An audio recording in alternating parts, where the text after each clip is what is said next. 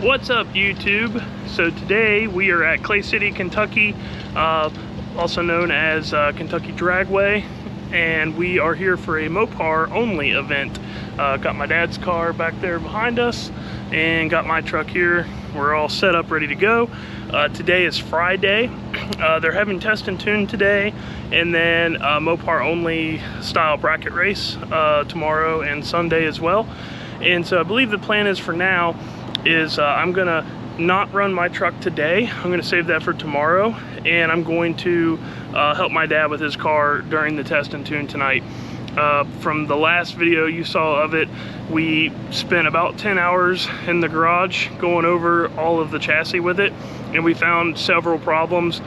The rear end was out of square, the weight biases were terrible, there was a bunch of preload jacked in the car. It was kind of a mess. So we've got a good level place to start with that thing now. We've got the ride height sitting good, it's sitting level, corner weights look really good.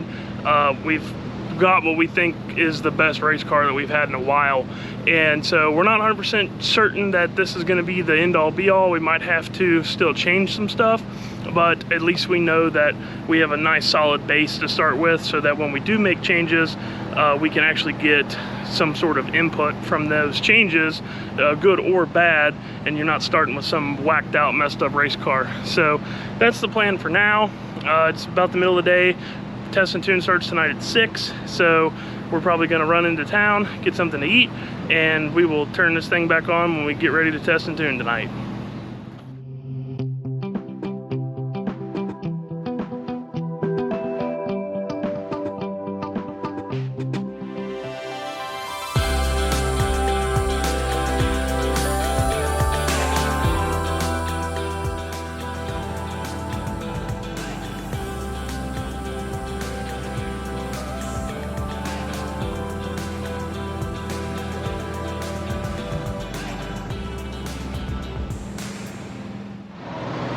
Okay, so we're getting ready to go up for the first pass with my dad's car.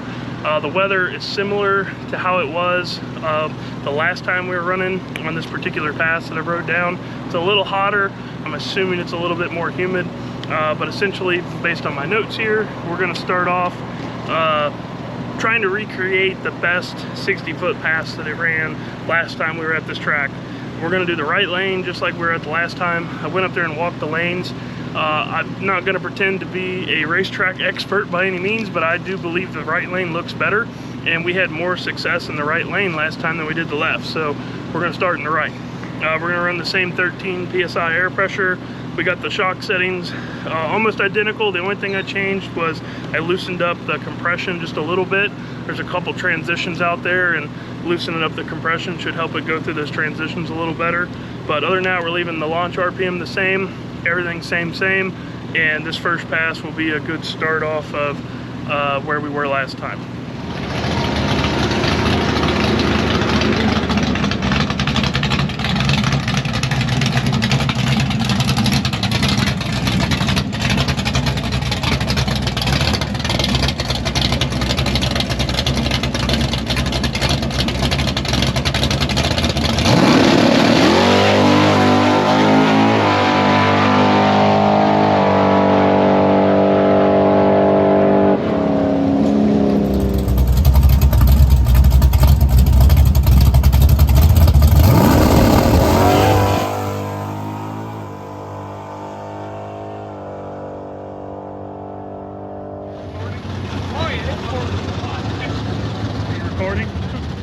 So we lowered the front end of the car down because what was happening, what it looked like to us was that when the front end would come up and it would top the shock out, that's when it lost the tire. So the tire looked pretty happy up until then, so we lowered the front end down to give it more up travel.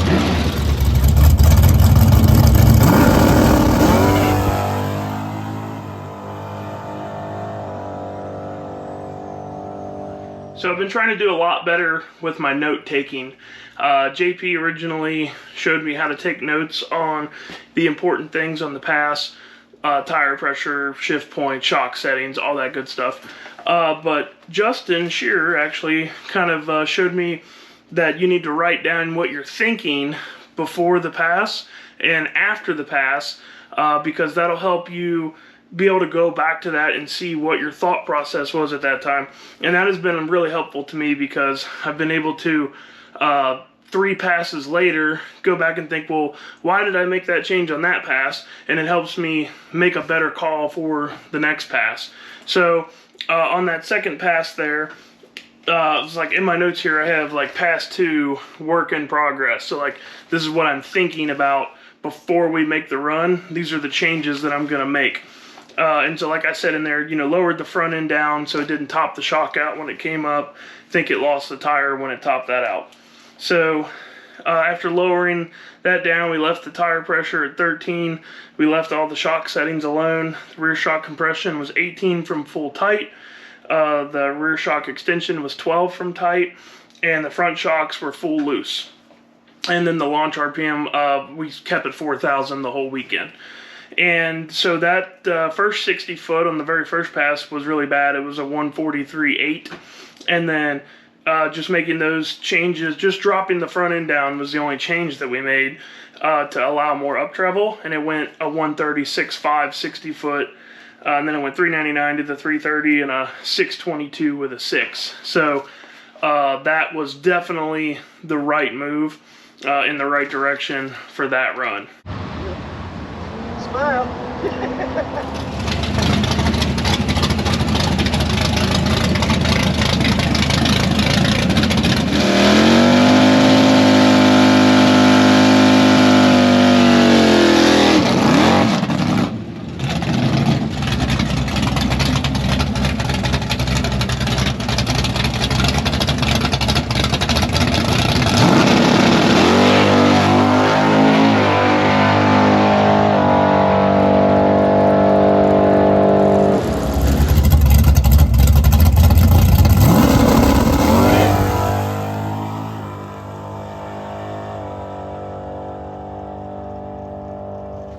So going into the tune-up for the third pass, I'm looking at the video from the second pass, and I write down in my work in progress that I think the crank is getting up over the pinion and pulling the tire up. I'm going to loosen the rear shock extension 2 clicks. And that's what I did. And I've also been taking note of the temperature and the humidity and the time of the run as well. And just ordered a water grain deal, so I'll be able to keep track of exactly what the weather is at the time of the run, and as well as the water grains that are in the air. And that's going to be important for bracket racing and for what I do, just so that way I have a good reference of what the air was like that day. And so that pass, that's what I did. I loosened the rear shock extension 2 clicks, and that's all I did. And the 60 foot slowed down just a little bit. It went a 137.8. So the rest of it was pretty consistent. 399 to the 330, 622 with an 8. So really kind of consistent run. So wouldn't necessarily call that the wrong direction. It just wasn't a change that made a big difference.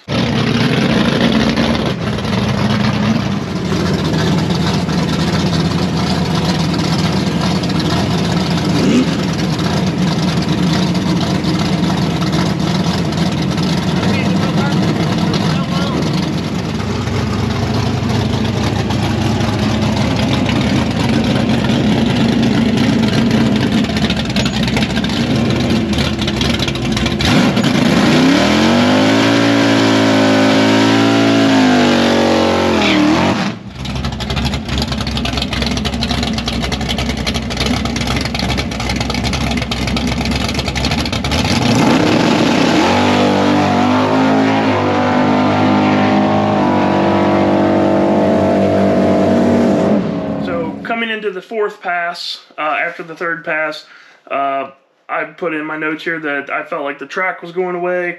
There was too many street cars going down because it was a Friday night test and tune deal, and they never prepped the track from the time that they started. So I felt like I needed to loosen the rear shock extension, and it helped, but the tire still spun when the front end treble topped out. So I wanted to drop the front end down on the torsion bars on the car, another full turn. We dropped it 3 turns the first time, so we dropped it 1 more turn. And according to my notes here, that did make an improvement. We left all the shock settings and everything alone. The air was really similar to the last run. It was 76 degrees and 72% humidity. The run before that was 78%, 78 degrees and 66% humidity. So pretty similar air. And the car went a 136.3, 398 to the 330, 621 with an 8. So we're getting down the track, and we're getting down the track consistently, but there's a little spin in it that I'm working out at this point. I'm trying to get that little bit of, it sets the tire, it makes a rotation, and it spins the tire a little bit. So I'm working to get that out of it so we can consistently dead hook that radial.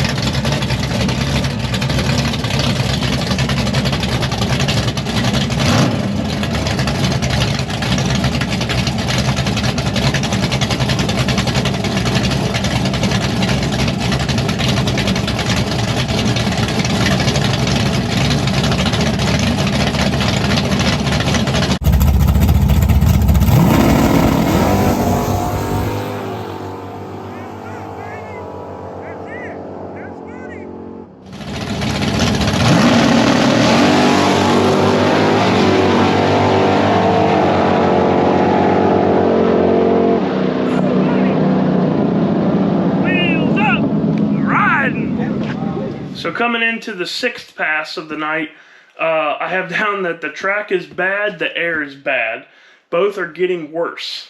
Probably loosen the rear extension 2 more clicks and drop the air pressure down to 12. I'm doing this to try to set the tire because there's no glue on the racetrack anymore. It's just not a good racing surface. So when the surface isn't good, you've got to do things to wad that tire up to kind of treat that radial more like a slick. So those are the changes that I made. The temperature's going down, humidity's going up, so the air's staying terrible. It's 73 degrees, 81% humidity, and that's at 918. So on that run, the tire pressure was 12 psi. It went a 135-1 60 foot, which was the best we've been so far on the radial. It went 397 to the 330, and this was actually first round of the Gambler's race, so he was actually racing during this pass. And it went a 626 at 101 mile per hour. It was down 8 mile per hour because he lifted. We dialed the car in at a 21, and he was on a breakout. So that's why the ET's down, because he's actually racing. So, man, that run, I was so happy to see the car set the tire, wheels up, carrying that thing out to the 60 foot. Like, it put fire back in me, because I was starting to get a little bit discouraged. I was starting to think that we weren't as close as what I thought we were. So I acted a little stupid on the video there, because, man, I was just happy to see a good number come out of this thing for once. So I didn't touch anything at all. I put in my notes that I think that had he stayed in it, it would have gone a 19. So for the 7th pass of the night, which is round 2 of this Gambler's race, we didn't touch anything. We left everything 100% alone. At this point, the rear compression is 18 from tight, the rear shock extension is 17 from tight, and the front end is still full loose. And that's 12 psi of tire pressure.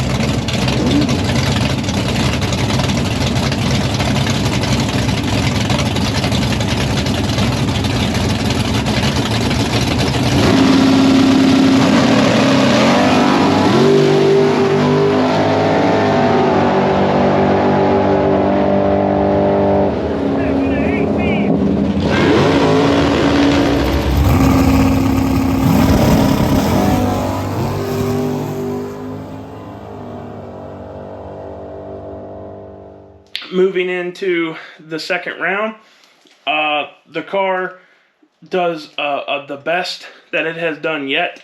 I went 132.0 to the 60 foot. It went 395 to the 330, and it went 618 with an 8 at 109.8 miles an hour. He lost the round because he red lit. He had that deal won, but I like I said in my notes from the last pass, I thought it would go a 19, and it went a 18 with an 8. So I was pretty spot on with what I thought it was going to run there. So that ended the night for us, obviously, because we lost that. And then we picked back up with it the next morning and didn't change anything at all, because at this point we feel like we have a repeatable car that's doing what we want it to do. So we just leave everything alone and we roll into the next morning to see what it does. Day 2 here at Kentucky Dragway for the Mopar Southern Classic event. So yesterday had a really good, successful day with my dad's car. We got to make 7 passes, and the last 2 passes we didn't change anything, and it consistently made nice laps down the racetrack. So we're really happy with that. We'll see if it maintains that consistency moving into today as he gets ready for time runs and eliminations today.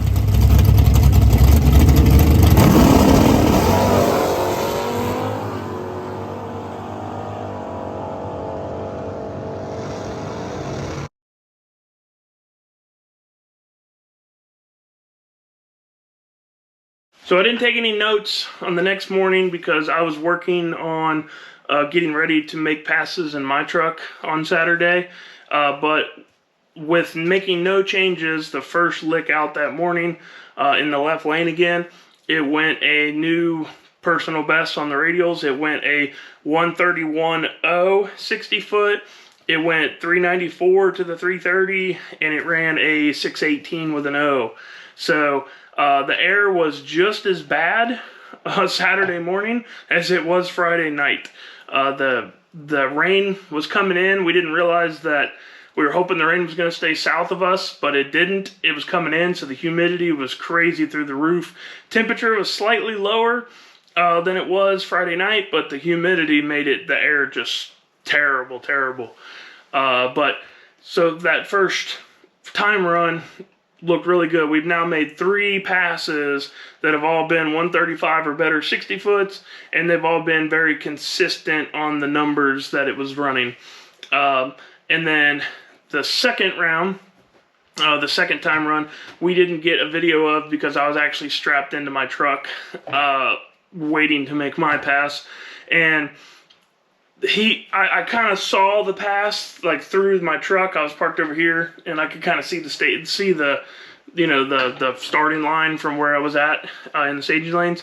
And I seen it came up, and it came up, about half as much as it did before, and it kind of lost the tire a little bit, and the front end came back down, and he ran it on out through there, and I believe it went a 624. But nobody got a video of it, and nobody checked his air pressure in the tires before he went up there. So I don't really know if that's really anything to worry about, but at the same time it could be. So I reviewed the car more and more. I kept watching some videos of it, and I believe that the car, even though it looks really close the way we have it right now, and I think it is really close, and I think that we're absolutely going to be able to make it work consistently on the pro brackets, but I think that the car needs to work at it a little harder than what it's doing. Right now, we're kind of relying too much on the wheelie aspect to get the tires set, or to keep the tires set, I should say, because we're using the extension and the ladder bar location to set the tire along with tire pressure, but then keeping the tires set is where the racetrack matters. And as the track goes away, you're not going to be able to wheelie as much because you don't have as much available traction. So if you're relying too much on wheelie, you're going to get into a situation where it makes 3 good licks, and then the 4th one it spins the tire, and we can't have that on a bracket car. So going into this coming weekend, we're going to go to our local track, Thornhill, they have a big race called King of the Hill. You've probably never heard of it unless you're local, but if you're local, it's a big deal. Everybody that runs Thornhill, that's the race to go to. So I'm going to go into that with the mindset of I want to drop the air pressure just a little bit, which will allow me to tighten the front extension up a little bit, because right now it's still full loose, and I think it's just throwing the car up in the air. Chris Bell, the guy that built the shocks for these cars, he's really smart dude, and on a podcast one time he said that people don't make the car grunt enough, and so that's something that I've always thought about ever since he said that, and it makes perfect sense, because if you don't make the car do a job, then you're just relying too much on the mechanical ability of throwing the car up, loosening the shocks, throwing the rear end up. And so what happens is if you throw the front end up too fast and the crank gets up over the pinion at a rate that's way too fast, yeah, the front end's up, but then it pulls the back end off the ground. So your tire stays here, and then it pulls up, and it can only pull up so much, and then it actually pulls the tire off the ground. And if it does that, then you lose the tire and it falls off. So I'm going to tighten the front extension up, probably start with one click, and then I'll probably leave the rear extension alone, drop the air pressure 1 psi, because I don't think the tire is working as hard as what it could be working. So I want to kind of fold that thing up a little bit more. Even though it's a radial, just because it's a radial doesn't mean that it works like a radial on every single car. You have to give the car what it wants, and this car does not want 17 psi air pressure. It wants to act more like a slick, but the radial tire gives us that nice stiff sidewall construction to where we can treat it a little bit more like a slick, to where we can get a little bit more aggressive with sticking it, because we're not running on really good surfaces. If we were running in South Georgia on real radial prep, yeah, we could run 20 psi air probably in that thing and tie the front end all the way down, because you can basically just turn everything you've got on. I did not realize until I started on this venture that power management in a 700 to 800 horsepower NA car is needed. I always thought you just play with your launch RPM and it does what it does, you know, and all the power's in by 0.5 or whatever, and that's it. But and maybe that's the case on certain cars, and maybe that's the case with certain tires, but when Justin was telling me that we might have to put some launch retard in this thing, I was like, we don't have that, sir. Like, we don't have the capabilities of doing that. What do you mean? So it's been fun for me to learn more and more about something that I've kind of just, to be honest with you, overlooked. I've always felt like NA stuff was just like dummy proof. Anybody could do it. If you had a 700-800 horsepower car, anybody could make it go down the racetrack on anything, and that's really not the case. So I've been having a lot of fun playing with this thing and getting it to work out for him, to where he can actually start enjoying this car all over again. So if you guys like this kind of stuff, if you like the NA two-wheel drive Mopar stuff, let me know. Drop a comment. Tell me if you want to see more of it. I'll keep on doing videos of this thing every time we take it out. If this isn't something what you guys want to see, and that's not what you're here for, and you think this stuff's stupid, let me know. Maybe we won't do this stuff anymore. But either way, let me know what you guys think. Like always, I appreciate you guys watching. If you do like this stuff or anything that I'm putting out, the easiest way to stay up with it is to subscribe and click the bell icon, so that way you get notified every time I post a video. I believe I've decided to start dropping a video every Monday. I think that's going to be my goal moving forward, is one video every Monday. Probably drop it in the evenings around 7 or 8 o'clock. And then if I get to do another video in the week, I'll drop a bonus video at a random time. But from now on, pretty much count on a Monday video. And let me know what you guys think about, you know, what times works best for you guys.